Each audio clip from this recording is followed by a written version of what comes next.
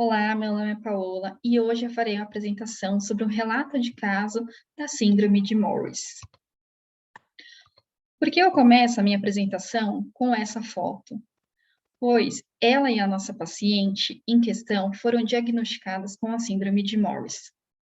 Mas diferente da paciente, a modelo foi diagnosticada com 2 semanas de vida ao acaso, enquanto a nossa paciente buscou auxílio profissional com queixa de amenorreia primária.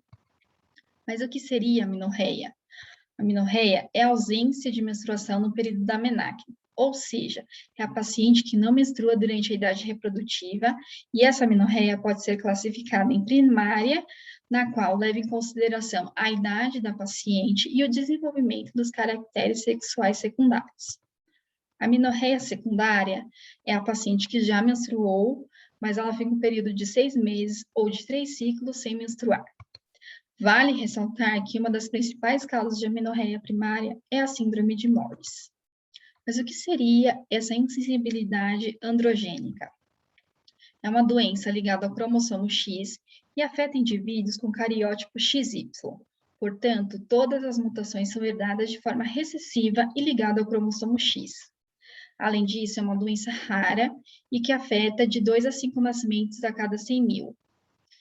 Então, para a gente entender melhor sobre o nosso relato de caso, a gente vai ter que relembrar algumas coisas. Aqui está um esquema do eixo hormonal, na qual se divide em 4 compartimentos, na qual essa divisão na vida real ela não existe, mas que foi utilizada para melhor entendimento. O compartimento 4 é o hipotálamo, que secreta o hormônio chamado GnRH, hormônio liberador de gonadotrofina, e esse hormônio ele age na hipófise, que é o compartimento 3. A hipófise vai liberar FSH e LH, que são hormônios gonadotrofinas que estimulam a gônada feminina. Quem é a gônada feminina? São os ovários, que são representados pelo compartimento 2. Os ovários secretam os hormônios esteroides sexuais femininos, no caso, o estrogênio e a progesterona, que vão atuar no útero e na vagina e que devem estar funcionantes para a paciente menstruar. Outro aspecto que precisa ser lembrado e levado em consideração é o desenvolvimento e diferenciação sexual a nível de embrionário. O desenvolvimento das gônadas no embrião acontece após a 7ª semana de gestação, e o processo de diferenciação sexual depende da carga genética. Então, se o embriãozinho é XX, a gônada vai ser o ovário. Logo, não haverá produção de testosterona, que é responsável pela formação de estruturas internas masculinas. E a presença de ovários causará ausência de hormônio antimuleriano, que é responsável pelo desenvolvimento do ducto paramesométrico, responsável por formar 2/3 superiores da vagina, útero e trompas. Tá aí o esqueminha. E para que o embrião se desenvolva em sexo masculino, deve estar presente o cromossomo Y, que deve ter um segmento funcionante, que é o segmento SRY. A presença do Y irá desenvolver a gônada masculina, que é o testículo. E a presença dela fará com que ocorra a produção de testosterona em níveis elevados, desenvolvendo o ducto mesonéfrico. E também haverá a produção do hormônio antimuleriano, que irá inibir o ducto paramesonéfrico. Então, como que funciona a fisiopatologia dessa síndrome? Como já foi mencionado anteriormente, pacientes com essa síndrome têm um componente Y e que vai desenvolver os testículos. Lá nos testículos tem as células de Sertoli, que produzem o hormônio antimuleriano, ou seja, não haverá a produção e formação de estruturas femininas. E ainda no testículo tem a célula de Leydig, que produz a testosterona masculina. A testosterona propriamente dita, ou seja, na forma inativa, vai desenvolver os ductos mesonéfricos e desenvolver estruturas internas masculinas, a próstata e o epidídimo, por exemplo. A parte dessa testosterona vai ser convertida em sua forma ativa, que é a de hidrotestosterona, e essa conversão vai ser feita pela enzima 5-alfa-redutase. E o que essa forma ativa da testosterona vai fazer? Vai desenvolver a genitália externa masculina, ou seja, o pênis. No entanto, no caso da síndrome, haverá produção de testosterona, mas ocorrerá uma insensibilidade aos receptores desse hormônio.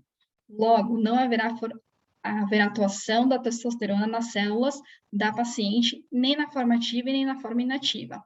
Portanto, sem testosterona não haverá formação dos ductos mesonéfricos e desenvolvimento de caracteres masculinos, nem da genitália externa masculina.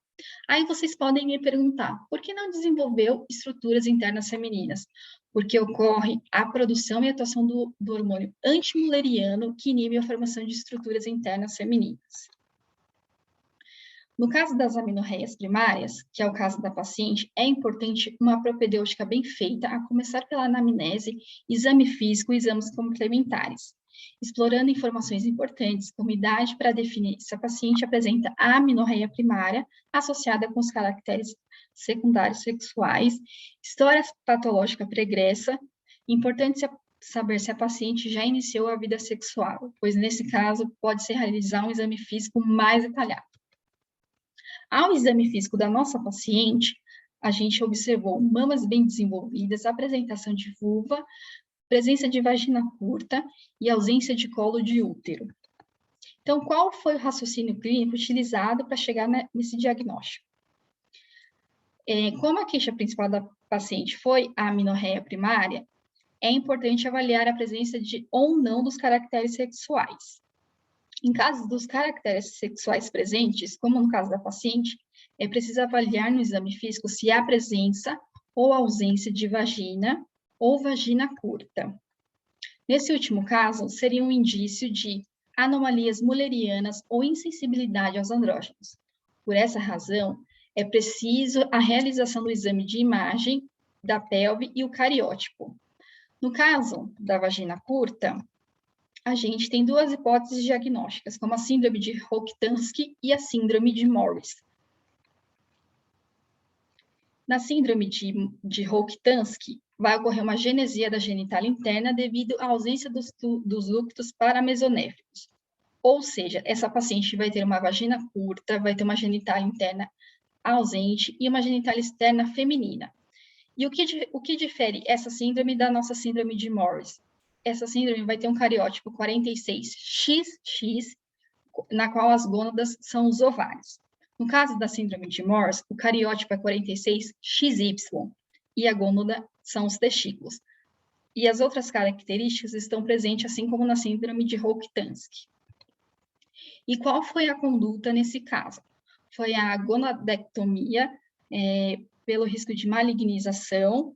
Pode ser que ocorra a reposição hormonal, que no caso da paciente não foi necessário, e um encaminhamento para o psicólogo para tratar essa paciente.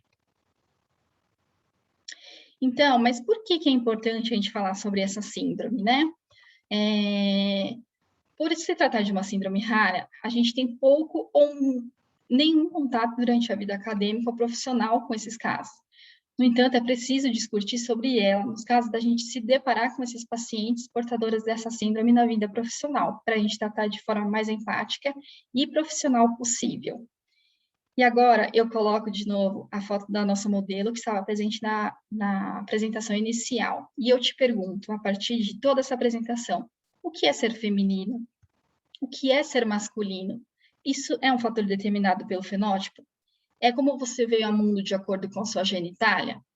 Não existe resposta certa para esses questionamentos. Por isso, deve, acima de tudo, respeitar a identidade de gênero e orientação sexual de qualquer indivíduo. E para finalizar a nossa apresentação, gostaria de mostrar o casamento da modelo mostrado anteriormente, na qual, independente de sexo biológico, a modelo se identificou e seguiu a sua vida de forma feliz. É isso, muito obrigada e até a próxima.